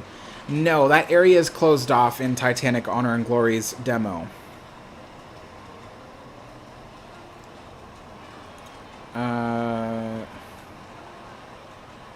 Empire of Waterloo says, wasn't Queen Mary owned by Disney? No, Disney had the lease for the Queen Mary, but the Queen Mary's always been owned by the city of Long Beach. So what happened was, when the Queen Mary first opened as a tourist attraction, there were like 3 different companies that were all contracted to operate certain features of the ship. Problem was, none of these 3 companies could agree on anything. So the city created a lease agreement, and that lease agreement was awarded to the Jack Rather Corporation, and he created a subsidiary that owned the lease, called Ratherport Properties. And so Jack Rather, his company owned several hotels and businesses, including the Disneyland Hotel. Walt Disney had a good agreement with him, and Jack Rather owned the Disneyland Hotel and built it himself. Well, not himself, but his company built it. But in the 1980s, after Jack Rather died, the Disney Corporation wanted to own the Disneyland Hotel. Since they didn't own it, they were afraid that its quality was going down, and Disney likes to have control of everything that they do. And so if it's got the Disney name on it, they wanted to control it. So they asked to buy the Disneyland Hotel from the Ratherport company. They said no. And, of course, Jack and Bonita Rather were already gone, so Disney was just like, you know what, we'll just buy up the company. So they bought the Jack Rather company in order to own the Disneyland Hotel. What they got was they got all the leases and ownership to various hotels and stuff like that. And one of those things was they were awarded the lease of the Queen Mary because Jack Rather's company owned the lease of the Queen Mary. So, so Disney then, with the ship as part of their thing, they actually thought this was a good thing because the ship was sitting on something like 44 acres of land, or sitting next to, I should say. If I say on, people will think I literally mean sitting on land. But she was sitting next to 44 acres of undeveloped port side property. And so that was a huge plus. It's to this day, it's a huge plus because there isn't very much California coastline left where you can buy it up and develop something. So it's extremely valuable even to this day. So Disney wanted to develop it and build a theme park there. But Disney was pushing too fast and too hard with that project. They wanted to just go all out and do this huge big thing. And a lot of people, let's not make mistakes here. Some people will think, oh, but Disney was going to do so many good things for the ship. They were going to bring tourists to Queen Mary. No. Disney was only after the land. They didn't give a hoot about the Queen Mary. In fact, they were going to move the Queen Mary a half-mile away. They were going to move it further towards the freeway. To get it out of the way of their theme park. They didn't even want to see the ship from the theme park. And so, in my personal opinion, what they would have done was they would have built the theme park and operated it and been all happy, and the Queen Mary would have sat there neglected nearby, just in a forgotten corner of the property, because they didn't care about the Queen Mary. They just wanted the land. So I just wanted to make that clear to people. That's why when I made my video about the connection between Walt Disney and the Queen Mary, a lot of people were really upset because in that video I gave people ideas of how it could still be done today if it were to be done. And they were like, no, Disney was horrible and all that stuff. And so I was like, okay, I can see why, you know. But I also made that video because at the time, this was like a year ago, and at the time, nobody knew what was going to happen to the Queen Mary. There was no word about restoring the ship or anything like that. So it was like they were going to give away the lease, and everybody was like, well, who's it going to go to? You know, what's the next company? So I made that video hoping that because Disney occasionally watched my videos back in the day when I made Disney videos. I know because I've been contacted by people from within the company several times. Various people from all over the company. So I know Disney watched my videos back then. So I thought, I'll make this video to show them what they can do with the property properly, and see if they're interested. Nobody ever responded to that video, so I don't think they were interested. I don't think Disney really wants the ship at all. So, let's see.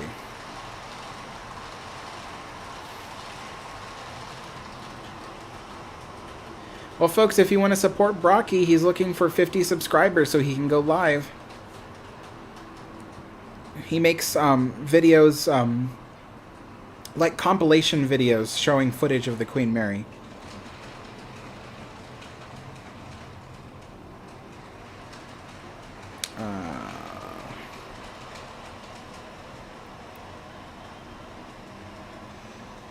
Let's see. Rytopia says, will you ever try model shipbuilding? Oh, I have, yeah. I have a Titanic model right in the corner of the room over there. It takes a lot of patience, and I don't have that much patience. So I only built one model. I think if I were to build another model, it would be the Queen Mary. And then I'm going to call it done for the rest of my life. I don't... It was really stressing to make that Titanic model, and it was a model kit, so it shouldn't have been that stressing, but I was really stressing over it, and even to this day, the model needs some restoration work because it's in bad shape. And I'm not looking forward to doing that restoration work because I know how frustrating it was for me to make that model. But if I did have to make another model, it would be the Queen Mary. But I'm hoping to, you know, we'll see if I can find a good quality model of the Queen Mary. But nobody makes them, so I'm not going to find one.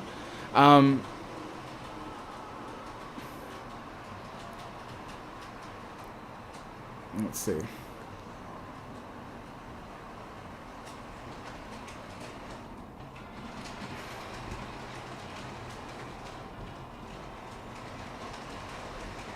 Conrad watched the movie.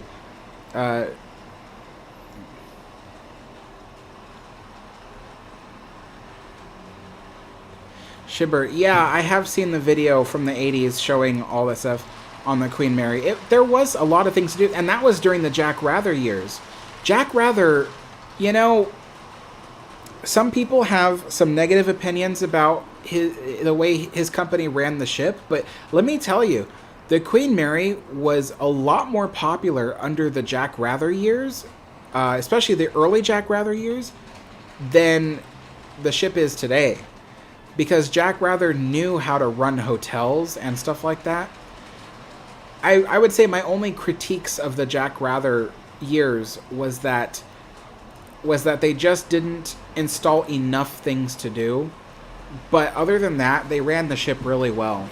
So, you know, yeah. But after Jack Rather died, I want to say that was 1983 or 4, he died. After that, all his properties were kind of going downhill. Because the company that he owned, I don't know why. I don't know why, but they just didn't take care of the properties the way that he would have done it. So all the properties that they owned were going down, and even the Queen Mary that they leased, you know, its quality was going downhill.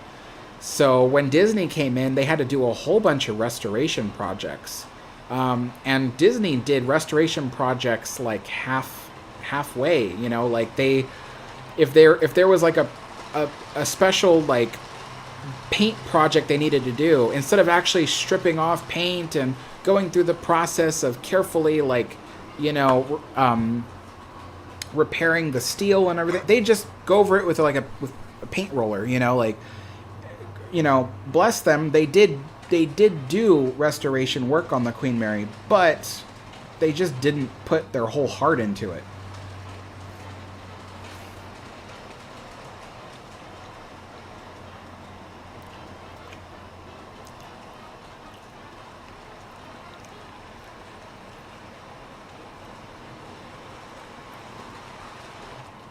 Martin Morris says, "Hi Alex, did the Queen Mary ever lose a propeller blade during her active service?" As far as I know, no, she didn't. It's not easy for ships like Queen Mary to lose a propeller blade because the propellers were all cast in one piece. So in the older ships, like the Olympic class and before that, they did sometimes occasionally have problems with throwing blades because with those propellers, they were cast in multiple pieces. So you have the hub and then the blades, and the blades were bolted to the hub. So occasionally the bolts would fail if there was a particularly rough voyage. But for ships like Queen Mary, their propellers were cast all in one piece. So it would have been much, much, much harder to throw a propeller blade. You would have had to like literally strike the propeller against a rock for that to happen.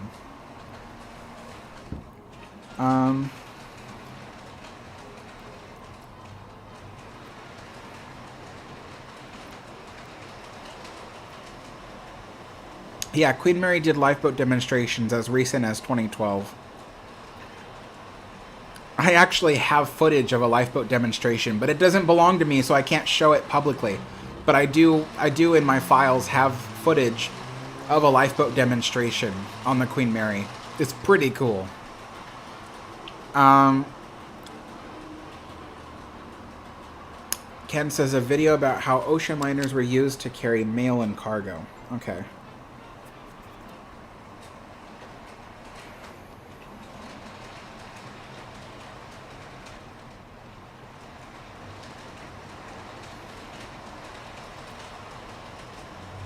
Wrote that down.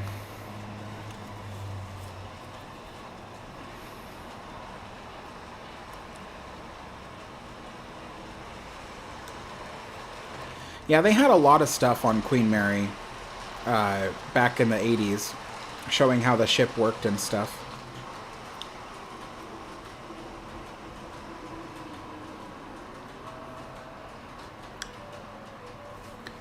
Russell Cooper says, was one of the funnels on the Queen Mary a dummy, or did all three have a function? Technically, as far as I understand, there are no ocean liners that ever had a true dummy funnel. Always, funnels on ocean liners ventilated something. So, on the Queen Mary, all three of her funnels ventilated boiler room smoke. The third funnel ventilated smoke from one boiler room, and then also ventilated smoke from the kitchens. So it did double duty. So, yeah, but I do not believe there are any ocean liners that ever existed that had a true dummy funnel that didn't actually do anything.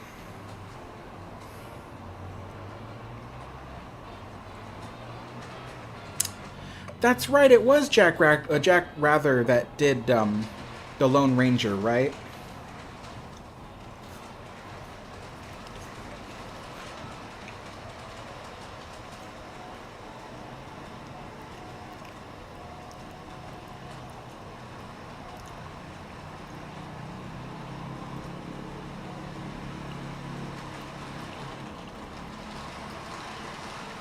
Carl, to answer your question, maybe on the tramp steamers, you know, like the smaller ocean lines that went to, you know, lesser traveled places, maybe there, but not on like ships like the transatlantic ones, like not like Queen Mary or Olympic or anything.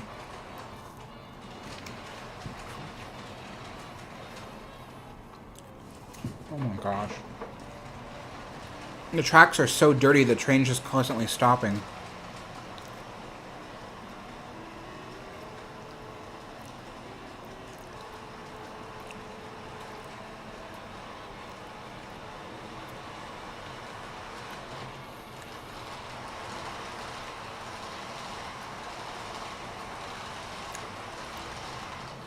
So, Tyler, on the SS America, that funnel didn't ventilate kitchen smoke or remove like used air from the ship. Like there was no ventilating air or anything out of there.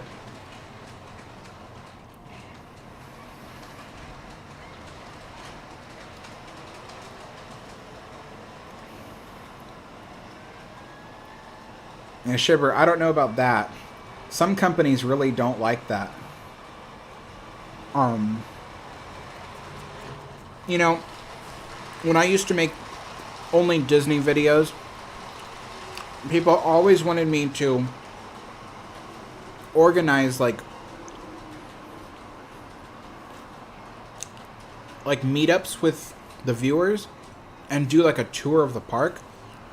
But with Disney, you can't do that because you'll be banned for life. They do not like people giving tours of the park if you don't work there. Well, even if you work there, you're not supposed to give tours of the park when you're off duty. So, I'd be worried that the people running the Queen Mary would not like that either.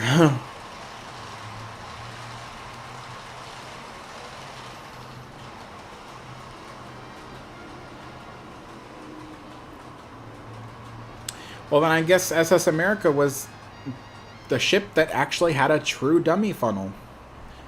But yeah,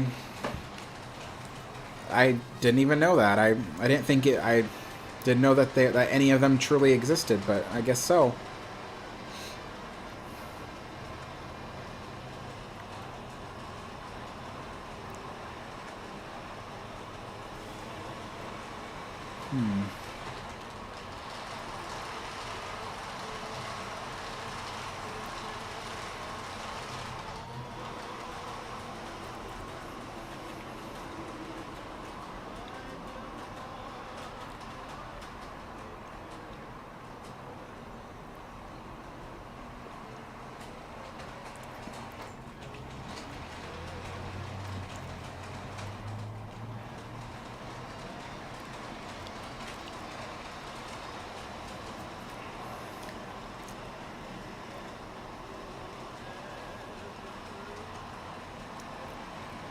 Rytopia, I prefer Mauretania's funnels.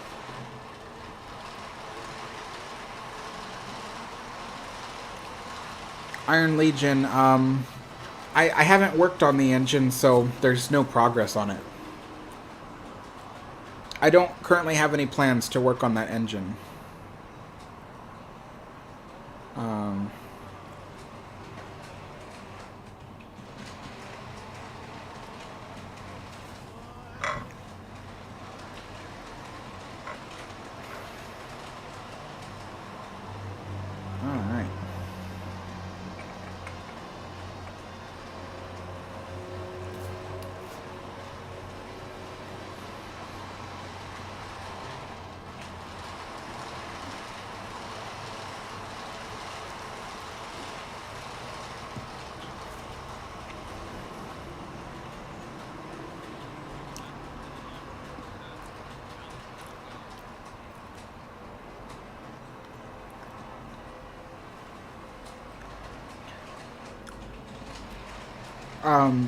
It's because I'm using a different engine. I'm using the second engine. Ah. I don't mind using the other one. The squeaking one is fine. It's just, with every live stream, I try to use the other engine. So I kind of leapfrog with every live stream, so I don't run them both down too hard. I'm going to pick up that piece of cookie later. No,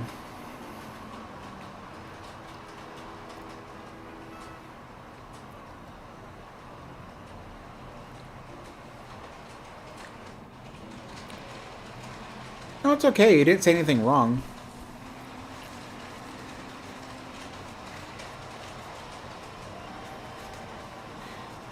Okay, so... what time is it? That's... okay.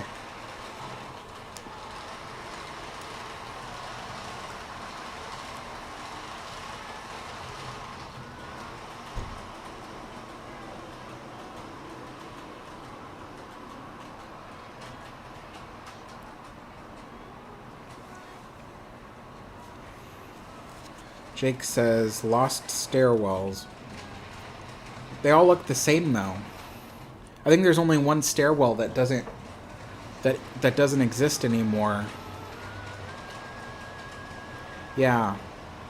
There's only one stairwell that doesn't exist anymore. And there's really nothing to show of it. So we can't make a video just on that.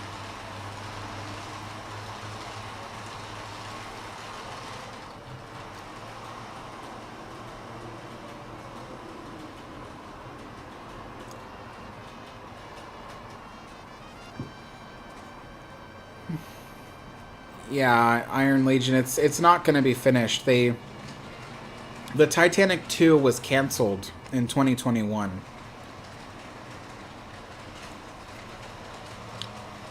They just, you know, they've been talking about it since I was a kid. I think since the mid-1990s, they've been talking about it, and they've never even gotten past a few concept art sketches. So they've never even worked on it. Never. And it's been just about 25 years, I would say. Yeah. And they've never even laid down a single sheet of steel. So yeah, it's not going to happen. But if it did, no, I wouldn't sail on it. I would just feel like that's just asking for trouble, you know?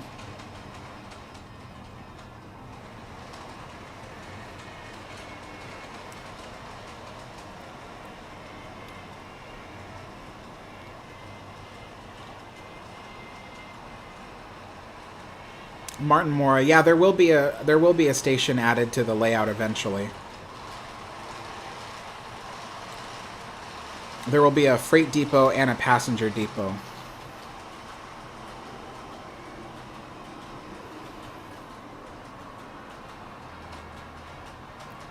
Shibert, there is no restoration happening to the first class pool. They don't have plans for that, so I wish there was, but there's no plans for it. It would cost a lot of money, but you know, maybe in the future that's something that QMI can fund. You know, we can, in the future, if we can get an agreement with the city of Long Beach, maybe we can fund the restoration of the first-class swimming pool. But we'll see. We're still in the planning process of our first restoration project with the city of Long Beach. So in the coming weeks, we'll kind of have an idea of what those projects might be. And then I'll kind of update everybody on this channel and the QMI channel to talk about what kinds of projects we might be looking at for the first project we're going to do.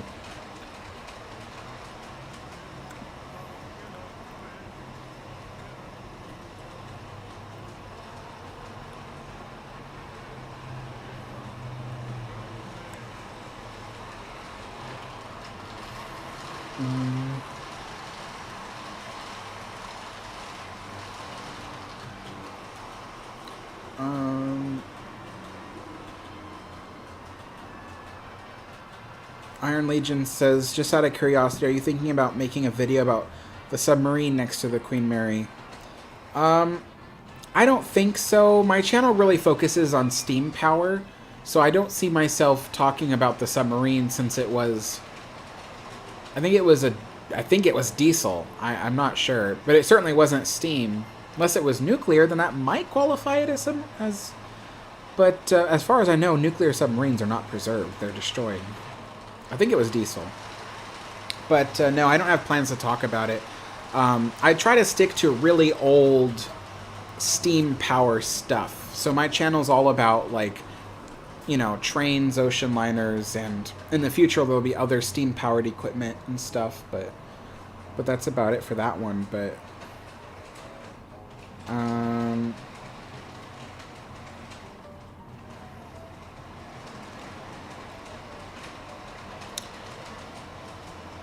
Air says, mad that they removed the second-class pool. I mean, doesn't every hotel have at least one functioning pool? Yeah, you know, you'd think that they might, you know, want to rebuild a version of the second-class pool in a way that is more modern. Because as I tell everybody, the first-class pool, it is not... It would need some major alterations to make it... To make it usable for hotel guests, because there are lots of regulations as to how pools must be built if you're gonna have a hotel use it. And so the first class pool, I wouldn't want that to happen to the first class pool, because it would need to be altered so much it wouldn't even look like the same room anymore. But the second class pool, with that being missing, you could technically build a new second class pool that looks similar to the original, but functions and is designed the way a modern hotel pool would be designed for the safety of the people using it. So that would be a cool thing to do one day. And the elevator shaft that led to the pool is still there, so they could use the original elevators to get people down there. But you know, that's just armchair engineering thinking. You know, there's no plans or anything for that. See you later, Martin.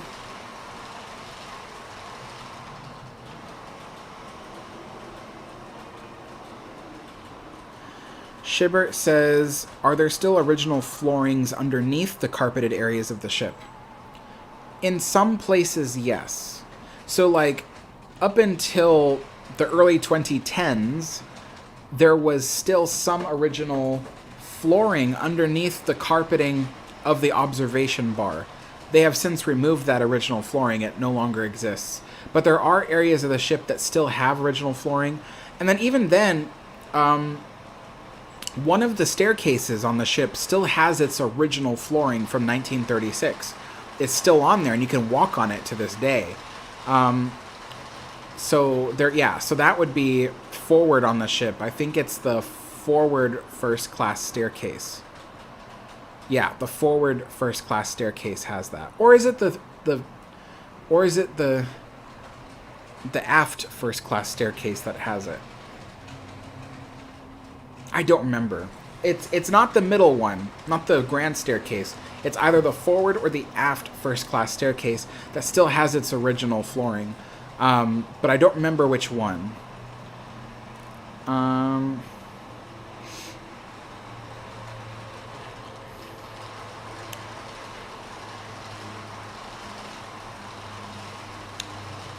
Granny Gaming, so you showed up at the end of the tea, so basically I'm already done eating everything, but basically, so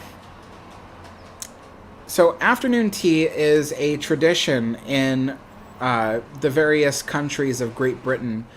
They usually have tea around 4 p.m. in the evening. It's like a daily lunch break, if you will. And so the tradition is to have some snacks and to have tea. And so on Cunard ships, because they were British, they often had afternoon tea on there as well. Even to this day, they're famous for their afternoon tea.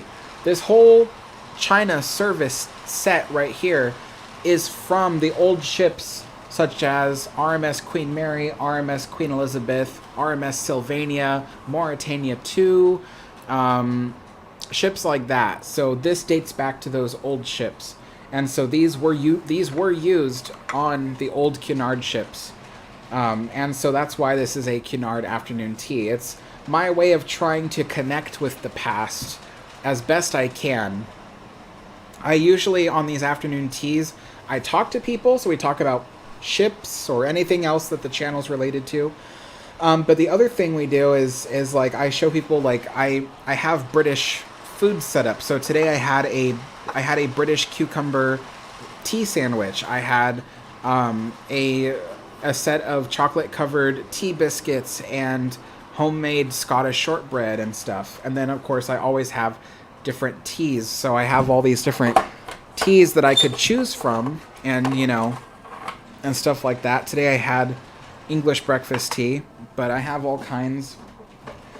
In the background, I usually have my train running, so people can kind of enjoy that as they go. And as you can see in the top corner of the screen, there are images of various Cunard ships in the top corner of the screen. So that's what we do for this tea time stream, and we just talk about ships and whatever else, you know.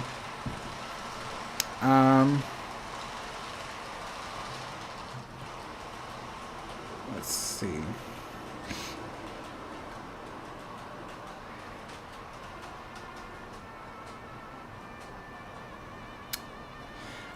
So Conrad, the stuff about the Jacques Cousteau Museum will come in a documentary video about the Queen Mary's years in Long Beach. Sorry, the track is really dirty, so the train keeps stopping. It's losing electrical connection with the track. But yes, so I don't know if you guys have noticed, but I've been making documentary videos detailing the history of the Queen Mary, and I've started from, you know, when the Queen Mary was being constructed. I moved into the Queen Mary's years fighting to win the Blue Ribbon. And then I moved into the final year of service before World War II, where she was transporting refugees. Then I moved into videos about the Queen Mary in the World War. And then after that, there will be a video about the Queen Mary's years after World War II and kind of how things were on the ship. And then there will be videos, I say plural because there might be more than one, about the years that Queen Mary spent in Long Beach and documenting the history of the ship as it sits in Long Beach. And then when I'm done making the final video, the video that catches up to today, I will be working on a 90-minute long documentary about the entire history of the ship. The documentary is something that I've been wanting to do for like 2 years now. It's going to be a huge production. It's going to be a high-quality production, higher quality than the documentary videos I make currently on the ship. because those I make relatively fast, but this one will take a while. But I can't make that documentary, that 90-minute documentary, until I film more of the ship myself. I don't have enough footage of the ship. So when the ship reopens, I'm going to try to take more footage of it. But yeah, so that's kind of the plan for the future when it comes to Queen Mary videos. And then, of course, besides the history documentaries, there are still topic videos. Videos about various random things on the ship, you know. And then we have our Saturday live streams where we do the Queen Mary's Lost and Abandoned Places. So we talk about the places that don't exist on the ship anymore and what they used to be and what they used to look like. So there's lots of stuff about the Queen Mary on this channel.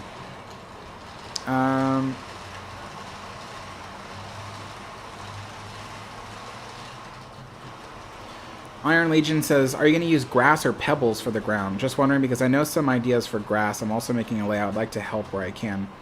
Well, I'm no stranger to model building. I've actually had a lot of experience building layouts.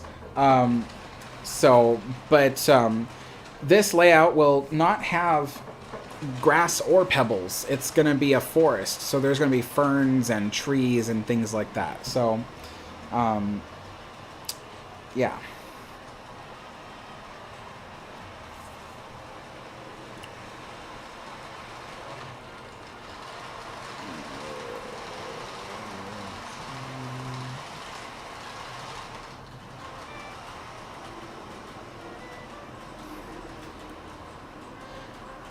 Granny Gaming says, do you like Cunard or White Star Line more? I like Cunard more than White Star Line. Right2PF says, when you visit Queen Mary again, will you do live streams there? I'm gonna try. If the signal is good, I'll do like lots of live streams. If it's not good, you guys will just have to wait till after I come back. But I'm gonna try.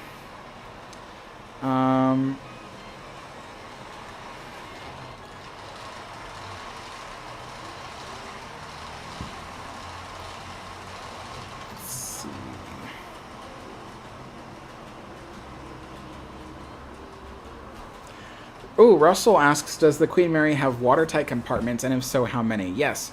So that depends on your definition. A lot of people, when they think of watertight compartments, they think of Titanic's 16 watertight compartments, which were basically large rooms at the bottom of the ship. If you're thinking about it in terms of that, then Queen Mary had 18 watertight compartments. But those compartments were also subdivided underneath the double bottom keel. So inside the double bottom the ship had, there were various other watertight compartments. And so if you think about it this way, so the Queen Mary had what's called a double hull. On Titanic didn't have that. Titanic had a double bottom keel, but the side hull of the ship was just one layer of steel, with, of course, the steel framing. But Queen Mary had 2 layers of steel, one on each side of the steel framing, which is what made her a double hull. And all of that was subdivided into smaller compartments. So there were fuel compartments, there were water ballast compartments, and all of those were watertight, so in case there was a puncture, it wouldn't spread throughout the length of the ship. And then in the double bottom keel, they used most of that for ballasting the ship, but nevertheless, that was subdivided into about 66 watertight compartments. So if any of those compartments were flooded, it wouldn't spread to the rest of the compartments underneath the ship. And so, yeah, so technically, when it comes to the large watertight rooms, the Queen Mary had 18 of them.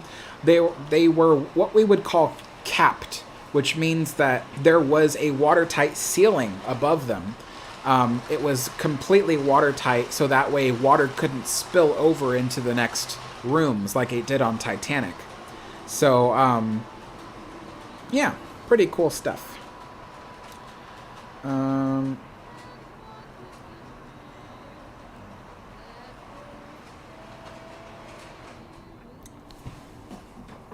See you later, Shibert.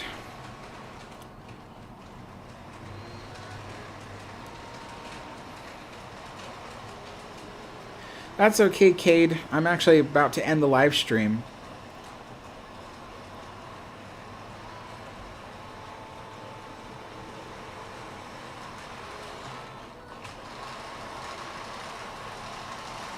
Interesting.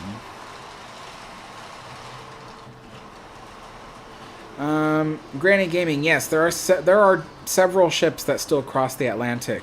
They're not ocean liners though. There's only one ocean liner that crosses the Atlantic, and that's the Queen Mary 2. But the other ships are cruise ships, and they often cross the Atlantic for repositioning.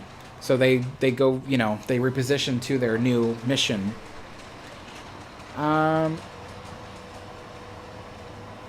Thanks, Mike.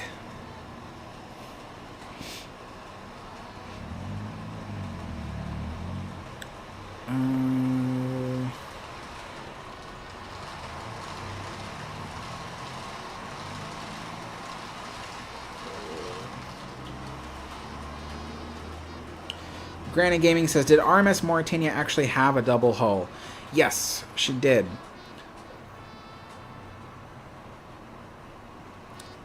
Thank you so much, Iron Legion. Awesome, Brocky. Have good luck. Alright, folks, I'm going to end the live stream here. It's been 2 hours. I wanted to thank you all for watching. The next video, let's see, what is today? Wednesday? So there will be a video this Friday. I think this Saturday is another Queen Mary's Lost Places live stream. And then Sunday is the next tea time at 4 p.m. Pacific time.